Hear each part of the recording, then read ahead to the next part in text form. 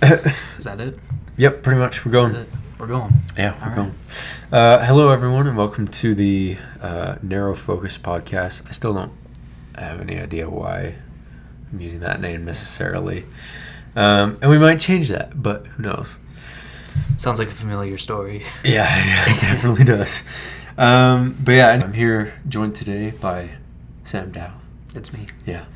The producer, director, and editor of the plugin known as the Table of Chat, the other banging podcast that I know a little bit about, not a lot. But it is a pleasure to be here, of course.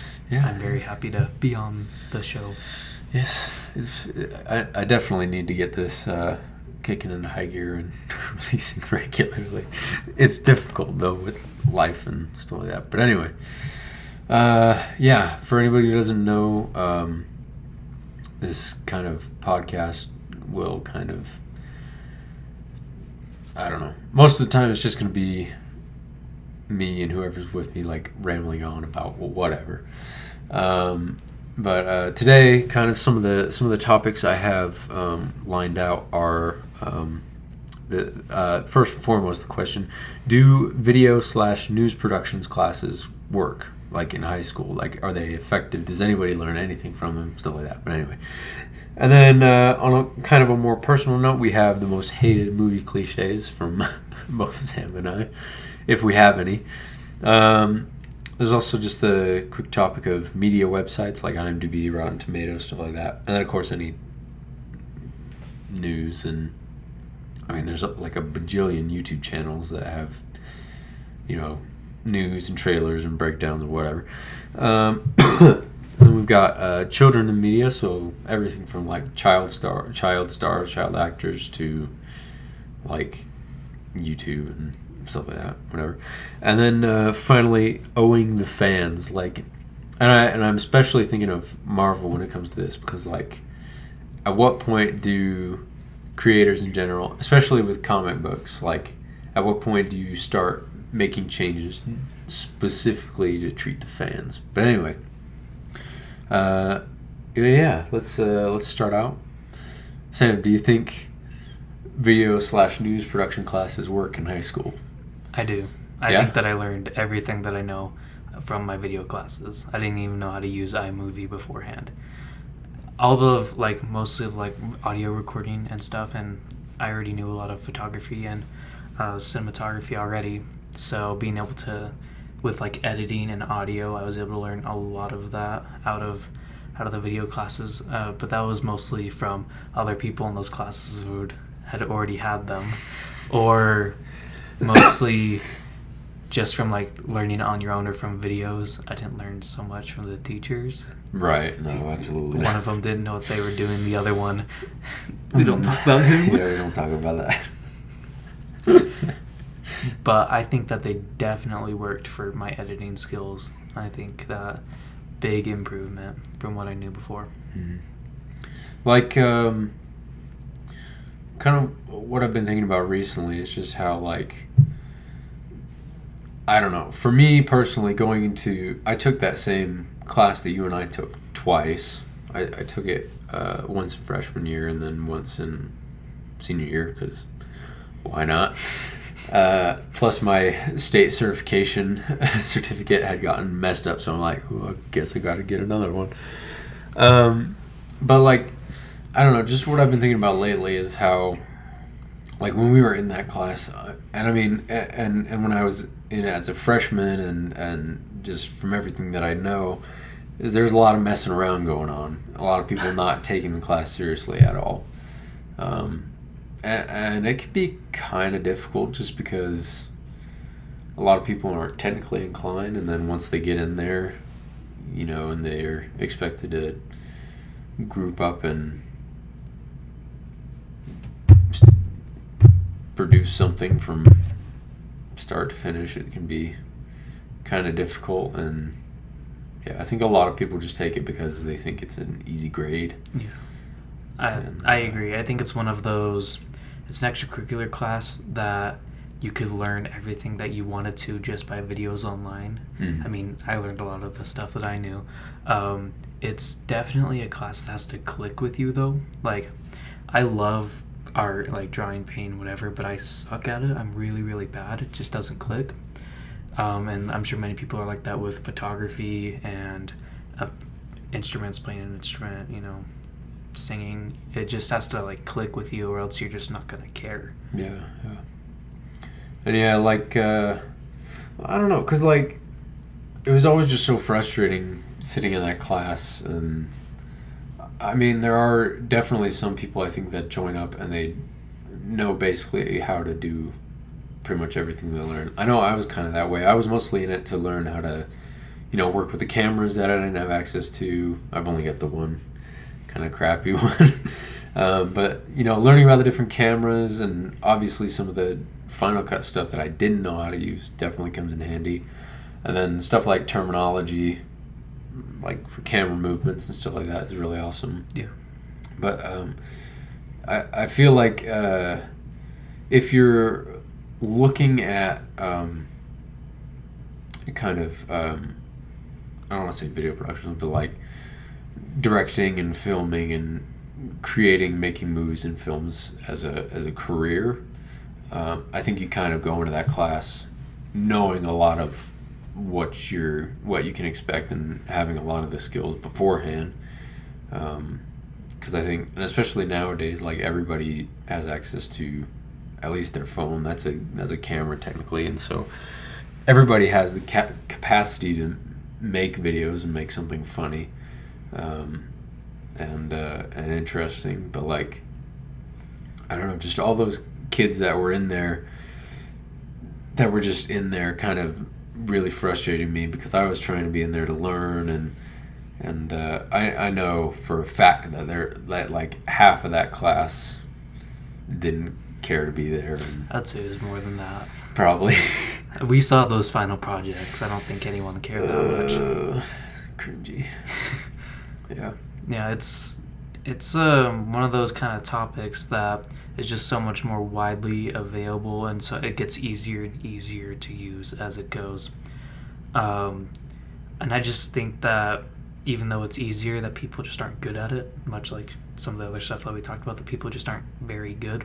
Right. I mean, you've seen like students like who are running for student body positions, people who run like student newses, looks like they've never even touched a camera before.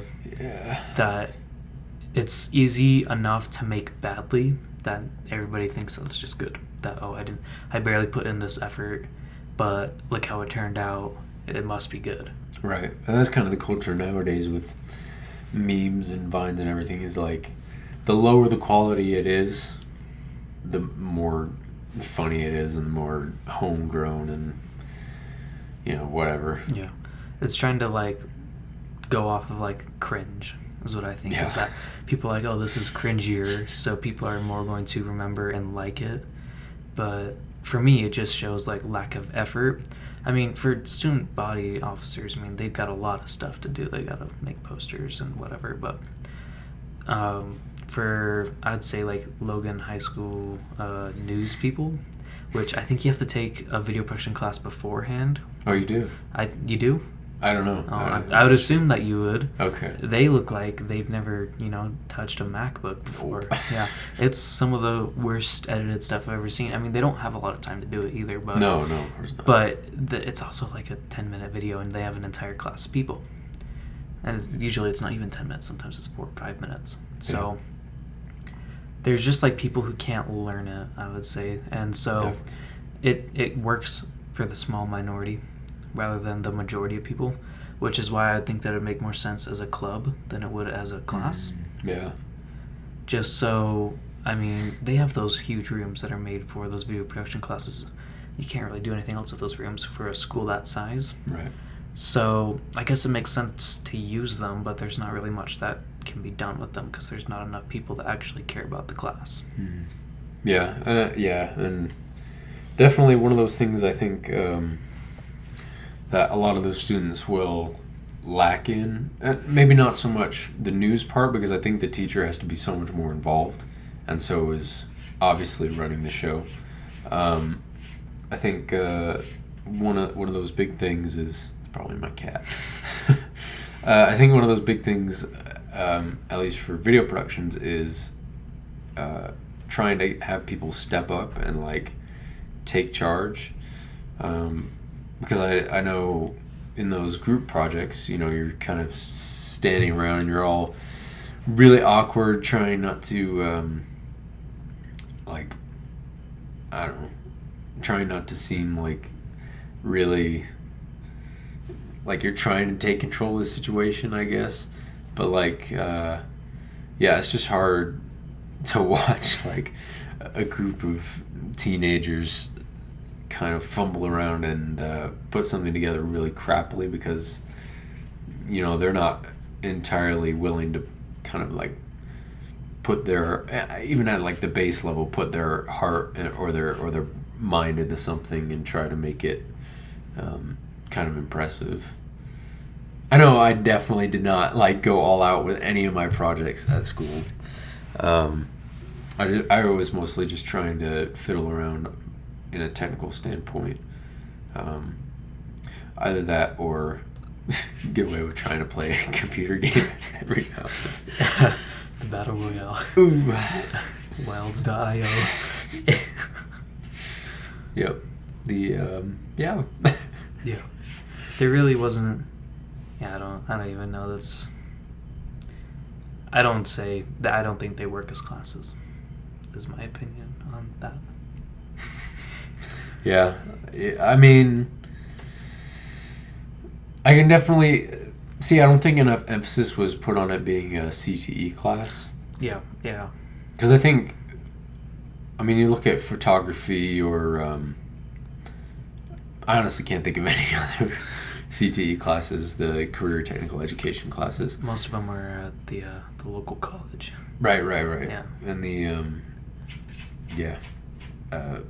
but yeah, I don't think enough emphasis was put on that because I think if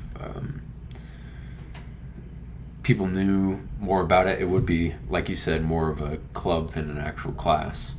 People could actually get some work and some training done instead of having a kind of a group full of people who don't really want to be there. Yeah.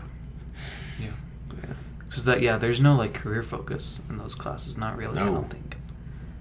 There was a few videos I watched of like people who made a career out of it, but we weren't watching it because of the career that they made. We were watching it for references and just something for the class to watch. Yeah, and I don't think I think something with our teachers as well, because you look at the photography class teacher.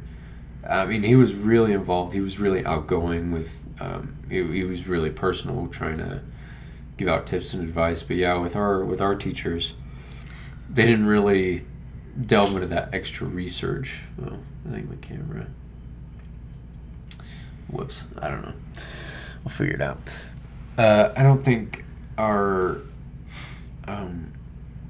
teachers really went into that exploring the career field with this skill set. I definitely didn't learn about any schools that are good to apply for with this stuff, or any workshops or just anything that would like all the research I've been doing by myself, like learning about the Screen Actors Guild and all these permits and licenses and stuff like that you need to worry about in the actual field, like when you're actually trying to do film as a business. You don't learn any of that in school, and so that really takes me off. But yeah. Anyway. All right. I agree. You have to forgive me. I'm a little sick as well. Wow. Have been. I think we should just stop the podcast right now. It's okay. The foam soundproofing will bounce the germs around, so we're okay. All right. Let's talk about most hated movie cliches, if we have any, or just any tropes or general things that tick us off about movies or TV, I guess. For me, movies not as much, but there's definitely a lot of TV show ones. In particular, I hate the like the big twist gender reveals when it comes to like sexualities. Like a big example for me is Stranger Things 3. Yeah. At no spoilers if you haven't seen it, but at the very end they reveal that one of the characters pointed in a different direction, and it felt very much like the directors and the writers or whoever was trying to pull the rug out from the audience, give one big last surprise. And I didn't like it because it doesn't make any sense. You watch the show and there's all these signs that point to this one thing, but it doesn't make enough sense for them to just change it to be another thing. Right. And a couple of shows have done it before, and it's not super common with TV shows. But that general idea of writers just trying to surprise the audience, for like, it worked back with like movies like The Sixth Sense, but it just doesn't work as much anymore. No, I think like it doesn't subvert anything at all. Like, it just comes out of nowhere. Like, one of the I can kind of it happens so frequently nowadays. I can compare it to the Wilhelm scream, where as soon as it happens, it just takes you right out of the show. You're like, oh, this is okay. I see. It's like the eye roll. Yeah, pretty much. It's kind of become an unintentional punchline to anybody who's like, okay, we get it. Like, you got us. I guess, I don't know. Yeah, I agree 100%. It's not as common as I would say as the big trope, I guess, for Hollywood are movie remakes. Right. Which we've talked about remakes before. And I just saw, like a week ago, I saw The Lion King. Oh, yeah? And it's a generally pretty good movie, but there are some points where it actually rolled my eyes because the editing just seems so poor for like such a big budget movie. I mean, The Lion King's been up for 20 years, so I can talk about it. Right. There's, you know how like when Simba's shouting no as like his dad's dying, and it does like that pullback? Yeah. They do it again, but it's not smooth at all. It looks like frame by frame zoom back. Oh. So it looks awful, and they bring it back again for like a flashback, and they do it so it's even more edited, and it has like a gray tint over it, and does a zoom back again, and I actually like rolled my eyes because I hated it. It was not good at all. The rest of the movie was fine, besides some of the casting issues that I had in the movie, but other than that, it was okay. Man, that movie, original one, had amazing child actors. The new one, not so much. It's interesting because the new Lion King is 9 minutes longer, I think, than the old one. Really? But they cut dialogue from the first one. There are some scenes that they just completely skip over. It's like minor scenes. And I wouldn't have even known if I didn't watch the original one like a day or two before. So it's just really weird. But, I mean, overall, the movie is gorgeous and pretty good. It's definitely worth a watch. Yeah. But there's the trope, the rant for me. Yeah. Movie remakes. Like, I'm really fed up with Disney right now, and I think we ranted about Disney before as well, so we won't do that this time. But anyway, I think one of my I don't know. I think one of my one example of a bad, I don't know if you call it a cliche, but one thing that I've been thinking about recently is like, I don't know, just the bad dialogue that comes in the form of like a punchline or whatever. Because I remember back in it's always funny to me looking back in like the 2000s, the early 2000s or whatever, seeing kind of what was funny. Because I mean, I'm 19 years old. I was born in 1999, and so I don't remember much of the early 2000s. But like, there's definitely, if you look at shows like that were huge back at the time, like Lost or 24 or something like that, you can feel like this weird abstract cheesiness. Yeah. Like, I mean, you can point out, if you listen on the radio, you can point out a song that came out in the 2000s because it has either a acoustic guitar, B, a piano, or C, some string instruments, or in most cases, all three of those at the same time, and then try to make it work. And so there's like an absolute cringiness that comes from, 2000s era stuff. I think just one of the things that I've been thinking about recently is like whenever someone says like "come on" as like the punchline, Yeah. because that's been everywhere. It's been done time and time again. It's not funny anymore. Like you can stop, no more. And I don't know. I think as well. I mentioned it earlier, but I think the Wilhelm scream should die in a hole in the ground. I don't even know the last movie that I've seen that in. Star Wars stopped doing it after Episode 6. Oh, they did? Yeah, they haven't done it. They didn't do it in the 7th or the 8th movie, or I guess I don't know that they did it in the prequels either because all the enemies were droids. So I mean, they're gonna have a droid helm scream. Yeah. So I mean, I don't know if it's been seen for a long time, which is good. I mean, yeah. If it's dead, then good. I'm sure it's been used before. I think it's been used in a Marvel movie before. Oh yeah, most definitely. Yeah. I'm just annoyed at random stuff sometimes. Anyway, moving on. Media websites.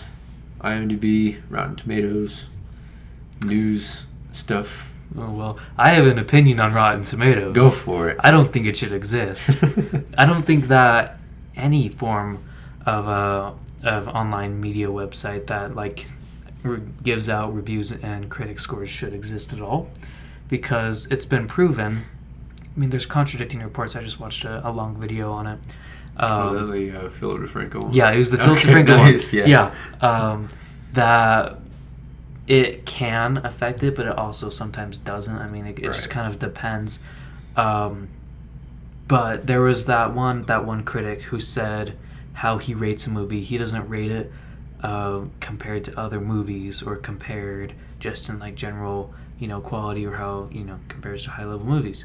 They compare it to what the movie accomplishes for its genre. Right. If you have made a monster movie, does it reach out to the audience? Does it have monster action, and does it have, stuff, destruction and stuff out of what you would want from a monster movie? Or if it's a drama movie, does it have a lot of drama instead of a lot of action? Because that's what you want from a drama movie, is drama, not action. So that's how movies should be rated compared to how they are actually rated. And I wish that's how all movies are rated, because if that was the case, then many movies would be considered much better than they actually are. Oh yeah. But I think that these movies end up falling into tropes, and that they end up just getting bashed at like movie awards because they're not considered top movies, because those movies are all put into like certain non-movie like related categories. I mean, you have like, I'm sure some do like best thriller and best stuff like that. I know that some much smaller movie programs or award ceremonies will do that. They'll do the best of every genre, but many just do like best cinematography, best acting, best sound design, and I don't think, because when you see best movie, it's always like a bunch of little movies that you never heard of, and then a bunch of like dramas and romantic movies that just have a much bigger focus on, like people, and not like, thankfully this past year we got Black Panther squeezed in there, I think, which was like the first superhero movie in a long time to make it to the Oscars, I think it was. Yeah, I think so. But even then, Black Panther is not even the best Marvel movie. No. So the fact that, it was outrage media, obviously. If Black Panther wasn't there, the Oscars would be called racist. Yeah. And I'm hoping that Captain Marvel's not at the next Oscars, even though they probably get some hate for being called sexist. Yeah. That there's just the expectation of the boomers, because the boomers want the nice, slow movies that they can watch and have a conversation at the same time. Compared to action movies where you need to have your eyes glued to the screen because it's fun. What you're watching is fun, and that fun movies don't cut it anymore. The movie can't be fun and good. Right. Like, good example, Jumanji. Jumanji, the original one, it's a super fun movie, but critics bash on it. I mean, monster movies are only super fun, but they get bashed all the time too. That the audience scores don't make a difference anymore. That people, I mean, I always look at audience scores nowadays rather than critic scores because critic scores don't mean anything to me. I think no critic, except for the guy who does actually good reviews, who rates it on what the movie needs to be, they don't know how to rate a movie. I read critic reviews all the time, and it's some of the worst things I've ever read. Yeah. That's mostly just Rotten Tomatoes for me. IMDb does a good job generally, I think. Metacritic does an okay job. Their reviews are always pretty similar to IMDb's. It's always Rotten Tomatoes are like crazy, fluctuating. Just some are completely different. Yeah. But that's where I sit with those kind of stuff. I don't think any of them should exist at all. Even like the good ones like Metacritic and IMDb, I don't even think they should exist. It's good that they're there. I mean, for now, but they just affect what a movie is. You always see for any movie trailer, like as soon as a movie comes out, it says like certified fresh on the trailers or blank and blank audience score because it didn't get good critic scores. And that movies are now trying to get more attention by like what critics and audiences have said is stupid. It needs to be what you say, not what other people say. Yeah. And I definitely think when it comes to both people and critics, everybody does it differently. Everybody has a different take. Like when it comes to the films and videos that I want to make, I definitely do it, or I want to do it from a kind of a writing, a story, an originality point of view. I'm not necessarily going for, big budget action for, star power or anything like that. And I mean, everybody loves it, a movie for different reasons, and same goes for TV shows and video games and whatever. But yeah, like, and I mean, when it comes to the Oscars, kind of like, maybe that's something we can talk about as well. Like, I usually enjoy watching the Oscars just because I love that kind of like spirit of film. We get, I mean, how crazy is it that you get a look at this gigantic room? Like, obviously, you have the actors, kind of front and center in that big theater that they hold the ceremony in. But I mean, how crazy is it to see so much talent in one spot, but then of course all around them is all the really high ups that make it all happen, like Steven Spielberg and all these amazing composers and cameramen and visual effects artists and makeup and costume and whatever. I mean, it's just such a crazy mixing pot that kind of brings out the good parts of the spirit of film. But then of course, obviously, you get down to the competition aspect where if Black Panther doesn't win, everybody's racist. It's like, sorry, but it's not the greatest movie in the world. Hate to break it to you. And then I mean, with Captain Marvel, like I could definitely see it getting some props for like visual effects or CGI, but I mean, there's also Endgame and other movies too. There are other superhero movies that came out in that same year that are mountains better. Yeah, yeah. And when it comes to like, best picture, best original screenplay, I think the other reason I love watching the Oscars is just because you get to learn about all these films that are nominated. So I tend to think of that as the good part of the Academy's decisions is when I can tell that it's kind of a good year and that it's not entirely rigged because they pull up all these films that nobody's ever heard of. And so it means, okay, these were submitted because people thought they were legitimately good films. They had something to say. It was a good story, good writing, whatever. And so when I see those titles that I've never heard of, nobody's ever heard of, it's like, okay, I should probably check these out because if they're getting nominated for honestly these huge awards, they're probably worth something. Most of the time. Sometimes they're weird. Yeah. I'm sure that they're all good, but they follow that like same pacing of being slow dramas or romances. I mean, a lot of them are. Some of them aren't. There are a lot of like old like movies that pull back to a certain time that There's a lot of old war movies that get Oscar nominations quite yeah. often.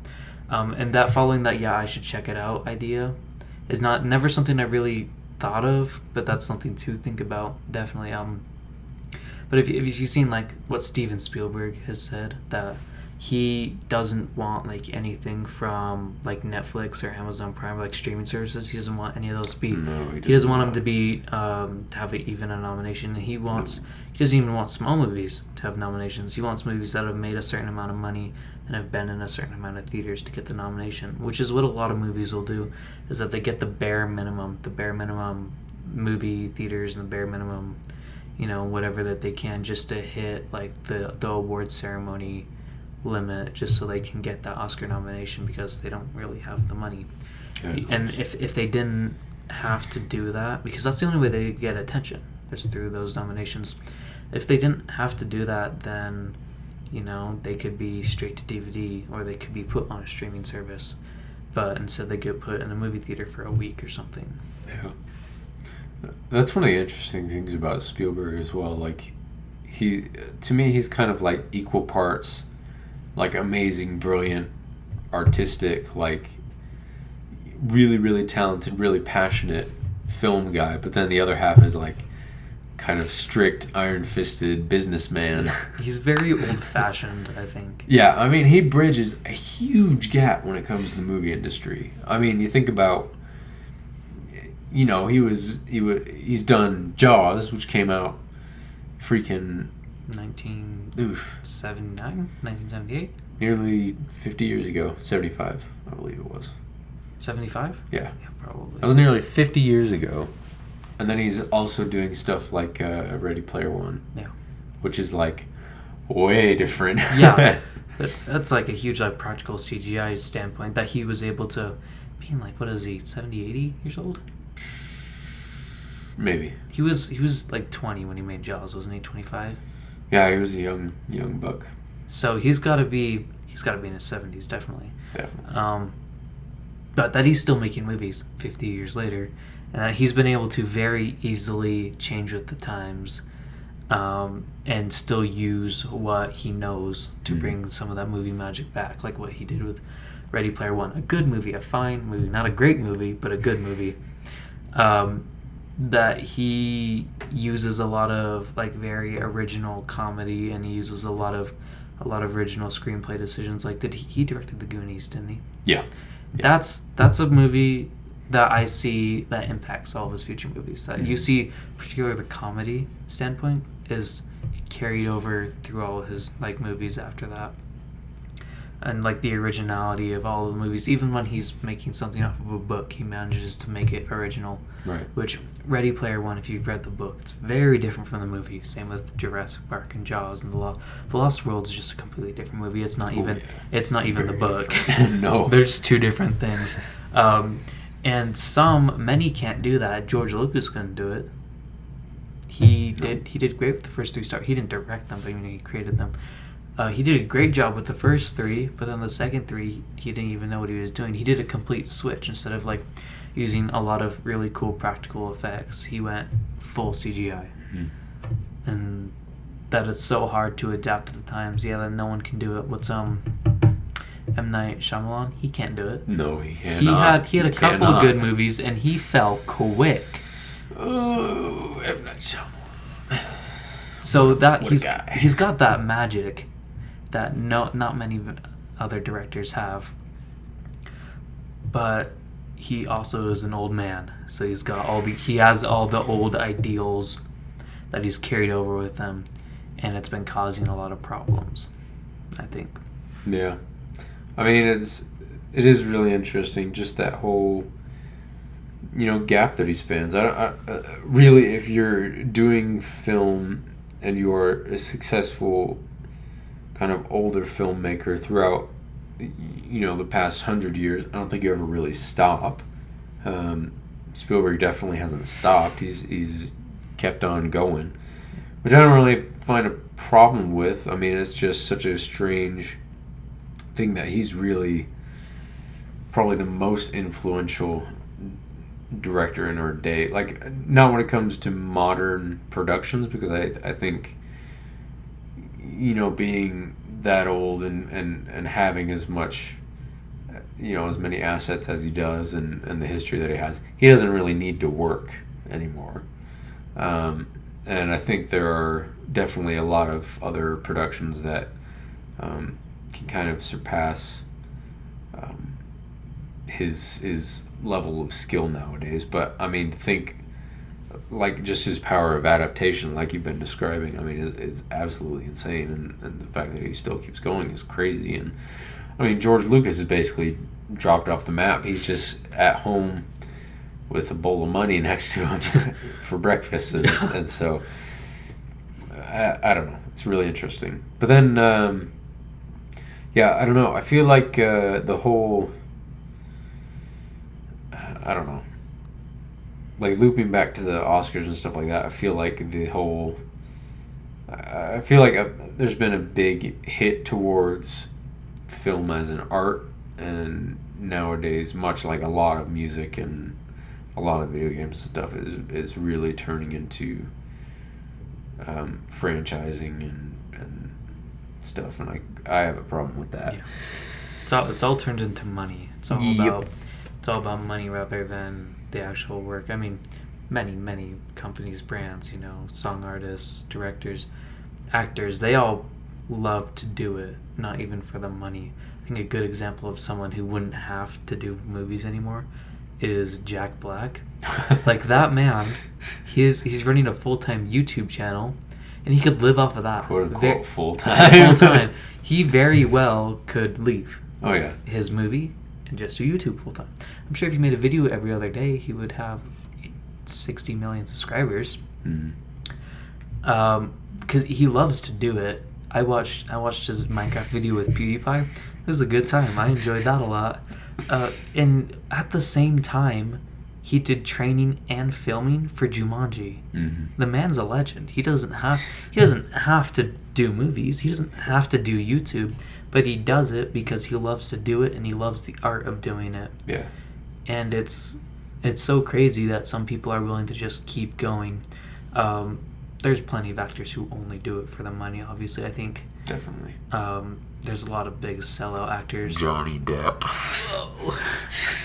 Johnny Depp's a sellout actor. I mean, for me, I mean, part of it's just his outrageous spending and the fact that he's a crazy old man now. I mean, you could throw Nicolas Cage's name into the ring as well as people that just do crazy stuff and they need the money to pay for it. Yeah. Tom Cruise also just loves the money. Yeah, that's what I was thinking. I thought about Tom Cruise for a second, but I mean, he wouldn't bother breaking his legs and stuff if he didn't care about the movies. I mean, maybe he cares about the money. He's like, I broke my leg, but I could fix my leg 40 times with the money I'll get from this movie. So, I mean, I think that Marvel actors are a good example of actors who care about the movie. Yeah, I definitely. think there's a few, some that don't care as much about the movie. Brie Larson. But then there's Robert Downey Jr., Chris Evans, Chris Hemsworth. They all love the movies. Chris Hemsworth re-upped his contract to do more movies, which is crazy. I mean, Robert Downey Jr.'s his Tony Stark arc is over, but I mean that's not stopping him from being in more Marvel movies. I'm very certain that if he wanted to be in more movies, that he could be in more movies. Same with Chris Evans and Scarlett Johansson and whoever. I mean, Scarlett Johansson has a Black Widow movie on the way. Yeah. And it is, because a lot of people thought that it was going to be a Black Widow movie with a new Black Widow. No, it's Scarlett Johansson. Nope. She's going to be the Black Widow. And then you've got all these people who've signed on to do TV shows because they want to explore their characters more, I think. I mean, I'm definitely sure that some of them just wanted to do it for the money because they're going to get paid fat bucks for doing a TV show. Especially for Disney-only streaming service. Yeah. Definitely. But you gotta find like the passion in the art form that it's not as much there as it used to be. The 70s and the 80s, I think, were the big passion eras for me. Yeah. You got Star Wars, Jurassic Park, all the big Spielberg movies. M. Night Shyamalan was actually making good movies. How old is he? Like, I've always imagined him as kind of being a younger actor, or younger. I saw him in Glass, and he didn't look that old. Maybe he's like Paul Rudd and and Keanu just looks super young all the time. But he's like 80 years old. I don't know. Yeah, but I don't know. Yeah, I don't know. Yeah, definitely. I think. I mean, if we skip down a couple topics and talk about kind of owing the fans, I've been banging my head against the wall because of Mahershala Ali going towards Blade, and nobody at Disney being like, sorry, you were already a pretty important character in the Luke Cage series that we did. And like, I don't know, because part of me is like, I know I've already made this rant. I know I have. I did it in like the first podcast episode we did. Okay. But I'm really, really, really disappointed that none of the Netflix characters made it into the final Endgame battle. That would have been so sweet. That would have been fantastic. Even for someone like me who doesn't watch the TV show Marvel characters. Yeah. It would have been amazing. But nobody cares. Nope. Just imagine, like, one of the biggest things, like, I watched the Punisher series again, or season 2 again, and oh my gosh, like it makes me almost change my stance on Daredevil being my favorite Netflix show, because like the Punisher's so freaking good, and like just imagining the Punisher walking out of one of like those portals and like shooting up a bunch of aliens is like, holy crap, that would have been amazing. But anyway, like I don't know. I know it's definitely like cruising around Instagram. I know it's upset a lot of people because Ali by him being Blade, it gives more and more fans of the Netflix shows the feeling that nobody cares about the Netflix shows at Marvel, and they're just trying to get the money and stuff. I mean, this is not the first time a Marvel actor from the Marvel movies has played another character in the same universe. It's definitely happened a couple times, or not necessarily the same universe, but like I was trying to think of the same universe, but definitely in the same franchise. Yeah, because I mean, you think about Chris Evans playing Fire Guy, exactly what I was and Michael B. Jordan also playing Fire Guy, and I mean, shoot, I don't know. There's a couple different characters that have been popped around a couple times, and they're supposed to be different people. I mean, yeah, but I don't know. It just, kind of that owing it to the fans, like, and I feel especially nowadays, so many people get upset by things not being set in the canon. Like, people really do. I mean, while the producers maybe care more about the money, definitely the fans care a lot more about the finished product. And I know Endgame was a serious like tug on the heartstrings for many, many people, and just the whole MCU means so much to a lot of people, and for various reasons. But like, I mean, you think about Star Wars now, and it's like everybody's freaking out about it because they're like, this shouldn't be real, this shouldn't exist, y'all are ruining the story. And I don't know, at what point do the producers and the directors have to go like, okay, we want to do well by our fan base and by the original works and stuff like. I mean, you think about the fact that Stan Lee's gone now, may he rest in peace. Like, dude, how do we live up to that? Like, we got to make sure we do this right. We got to honor him.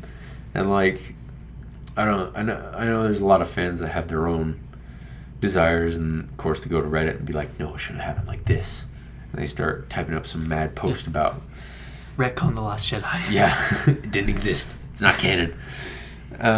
But I mean, it's just so curious to me, like there's like all this stuff about and Philip DeFranco did a story about this as well, where it's like everybody's like freaking out about, are we gonna have interactive movies and stuff like that? Are we gonna be able to make choices that direct the story, and do we all get our individual take? I'm like, just go play a video game. Like, you don't have to watch a movie. Go play a video game. It lasts for a million hours longer, and you can do it all you want. Yeah, you've got that audience expectation there, and you've got like all these divided audiences, particularly in the Star Wars category, a little bit in the Marvel. I remember everybody was making all these guesses and what they definitely said was going to happen or what they really wanted to happen, and like Homecoming, like in a big way. Like even there were some things that I really wanted to have happen. Homecoming or Far From Home? Oh, Far From Home, not Okay, Homecoming. yeah. That doesn't make any sense. No, Far From Home, like one of the characters. Should I talk about Endgame spoilers? The movie's been out for a couple of months. I mean, what is it now? August? It's been out for like half a year now. Yeah, Endgame came out in like, April. I think it was April. Yeah, it was April. Yeah, if you haven't seen it yet, that's your own fault. Yeah. Continue. So where people were like when the sunglasses that he gets, what are they called? I don't even remember the sunglasses. Edith. The Edith sunglasses, yeah. That everybody was like, oh, it's going to be Tony Stark. He's going to put it on and Tony Stark's going to start talking. That's what I thought. Yeah, and I thought that would have been really cool, but that's not what happened because that wasn't going to happen. Nope. That idea wouldn't have even flown past any of the people who were making that. Or even with like stuff with like I won't talk as much about Far From Home because it hasn't been out as long, and I'm sure many people haven't seen it, but like the villain, I'll talk about that.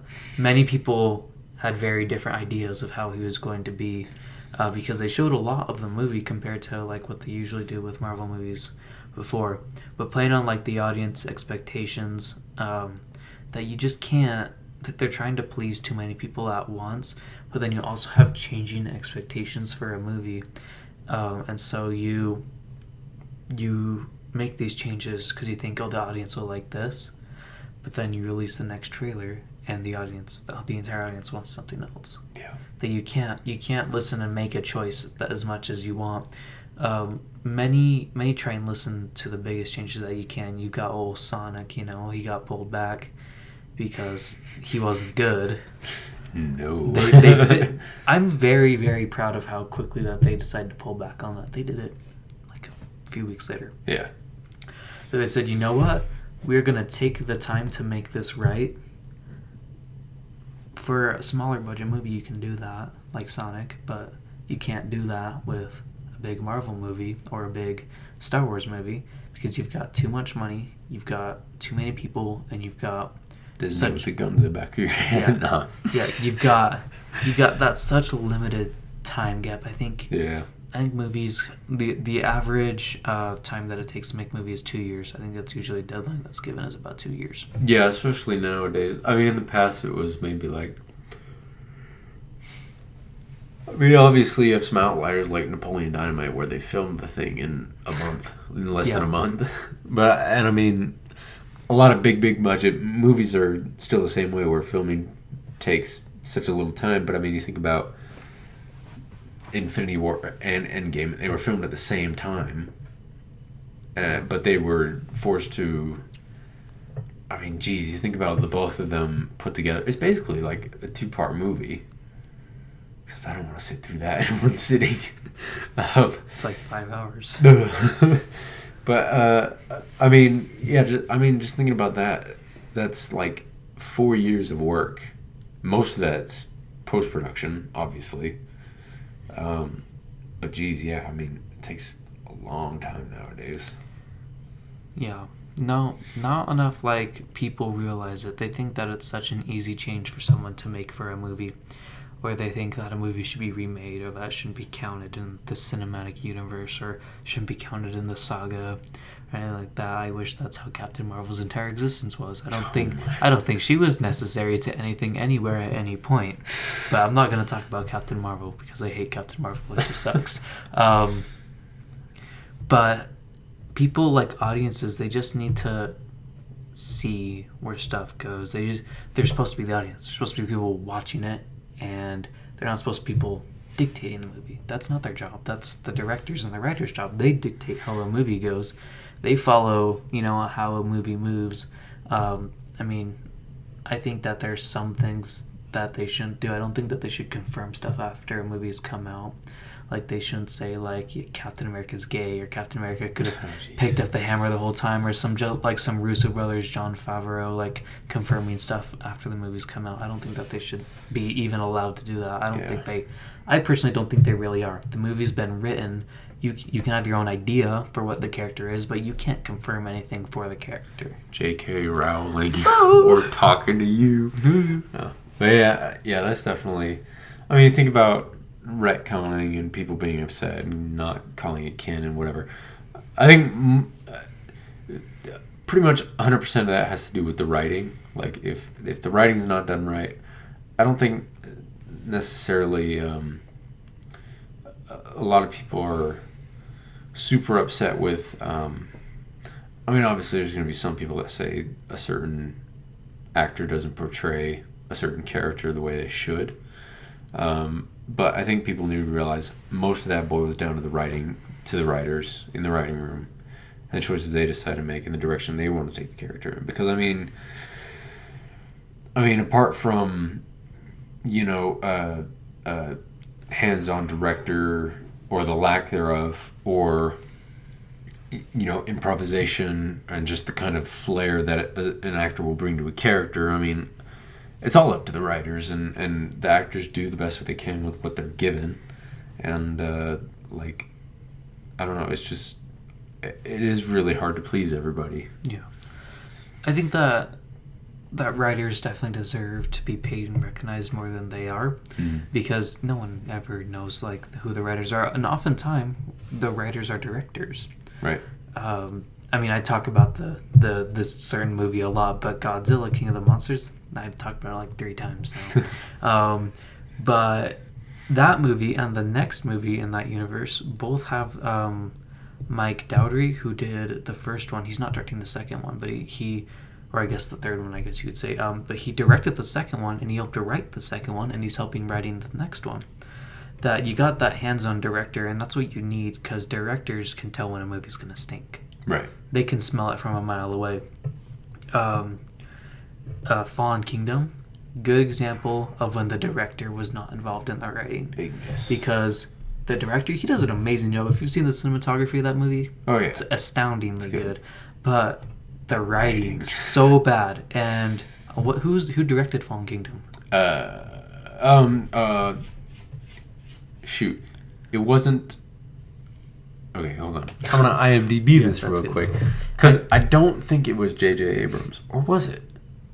I'm thinking J.J. Abrams, but I don't think it was. Because I think it was Trevorrow that directed Jurassic World. Yeah. Whoever directed the second one is directing the third one. Okay. But I think that he's doing a lot of writing this time. That he knows that because he didn't participate at all in the writing in the second one, that it was a big stanky music, big stanky bomb. Oh, it's J.A. Bayona, isn't it? No. Yes. It is? Yeah, that's him. Ha. Oh, Trevorrow was a writer. Well, there you go. Okay. It's all on the directors. A movie can be slightly saved by actors and directors, but too much falls on their shoulders. I see way too often of just writers hanging out on a beach chair and I'm just writing the next Star Wars movie. I'm like, you need to get yourself in a writing room with 4 or 5 other people. You need to figure out what you're doing. Now, you don't. This isn't just a leisurely activity, because you can completely make a movie bomb by making it suck. Yep. Just writing, it's so easy to mess up. You got to get every word, you got to get every cut, you got to get every scene just spot on, and that's so hard to do. But it is possible. Yeah. And if everyone tried, Jurassic Park style tried, then every movie would be a masterpiece. Mm-hmm. Easily. Yeah. But nobody tries. No. Yeah, too much rests on money, and the same is true with everything and anything involving the internet, whether it be YouTube or Twitch or different video games and whatever. I don't know. it's really depressing seeing the way clickbait and the whole shock factor works, which really, really degrades the art and the passion that certain people have. Because you think about how many, going back to the Oscars, like thinking about how passionate a lot of these writers and directors are about these films that nobody's heard of because it doesn't make money, because it doesn't have the most well-known actors in, or the marketing budget was just not as big as it might have been otherwise. And I don't know. Film and media in general is just really interesting to see how a lot of I don't even know if it necessarily has to do with greed so much as like just the expectation that, okay, your movie is good if it makes a certain amount of money, if that makes any sense. Yeah. Transformers is a good example of something like that. Miss me with that. Which I don't hate on the Transformers movies. I think that all of them except for the last one were actually kind of fun to watch. They weren't good, but no, they were all so bad. But they were fun to watch, and I think that's what the writers were going for. You can talk about like a little bit of like how a critic, how I was talking about before of how like fun movies don't mean as much anymore. But you can make a fun and a good movie. For what your audience is. You can make a fun movie for your audience. But if you're going to make a fun movie for your audience, it also has to be good. You don't have a Transformers fan base, like a bunch of other movie fan bases. And so there's not like that expectation for actual quality for a movie like that. They're like, oh, it's Transformers. I can watch a bunch of robots rip into each other and, destroy cities. Without like any paying attention to anything else, which there's a lot of movies that do that are actually kind of good. And like I think about it more, and it's such an interesting idea to think about, because you're gonna want to defend the movies that you enjoyed that aren't as good, but then you also got to realize that you should make a good movie. You shouldn't make You shouldn't make a movie to make money. You should make a movie to be good. Right. Yeah.